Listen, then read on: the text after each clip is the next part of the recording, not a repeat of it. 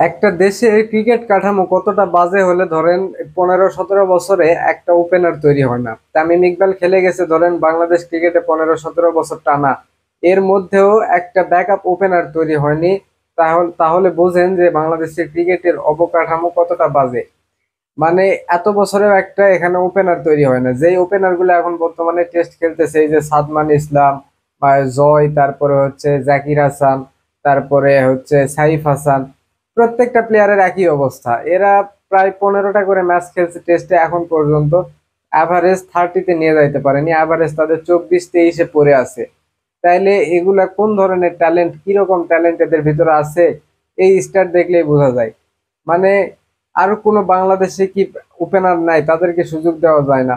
আর থাকবেই কেমনে? আপনি এই যে এদেরকে বাদ বাদ দিতে যদি বলি, তাহলে আপনি কাকে নিয়ে চিন্তা করবেন? দেখেন, ওইদিকে আছে ধরেন এনামুল হক বিজয়, তাকে নিয়ে চিন্তা করা লাগবে। তার অবস্থা একবার ভাবেন, তার অবস্থাও একদম একই রকম, তারও টেকনিকে যথেষ্ট ঝামেলা আছে। মানে একজন একটা দেশের, পুরা দেশের ক্রিকেটের ক্রিকেটে একটা ওপেনার খুঁজে পাওয়া যাচ্ছে না যে মানে এখন যারা খেলতেছে তাদেরও ব্যাকআপ হবে, চিন্তা করেন।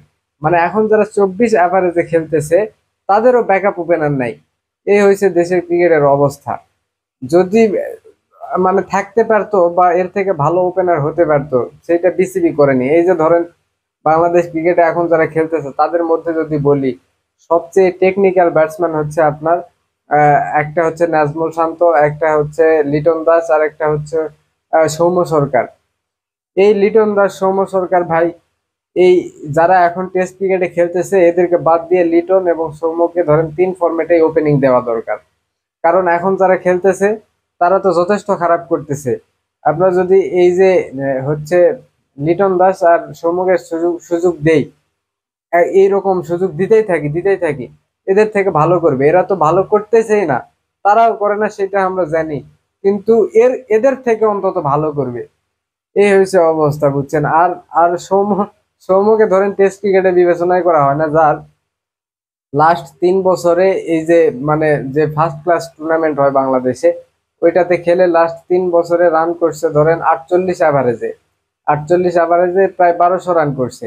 তাও তাকে টেস্ট ক্রিকেটে বিবেচনাই করা হয় না। যারা বাংলাদেশ ক্রিকেট বোর্ডের এই যে টিম সিলেকশন, তারপরে আরো যেগুলা পদে দায়িত্ব আছে, বুঝছেন, এদের আসলে ক্রিকেট জ্ঞান এত কম এবং এদের প্লেয়ার জানা শোনাই নাই। মানে কোন প্লেয়ার কোথায় কি পারফরমেন্স করতেছে এরা তেমন দেখেই না। যদি দেখতোই তাহলে ধরেন সৌম্যর মতো ক্রিকেটার যে মানে ফার্স্ট ক্লাসে হচ্ছে ওই যে 48 অ্যাভারেজে রান করে, সে তাকে টেস্ট ক্রিকেটে বিবেচনাই করা হয় না।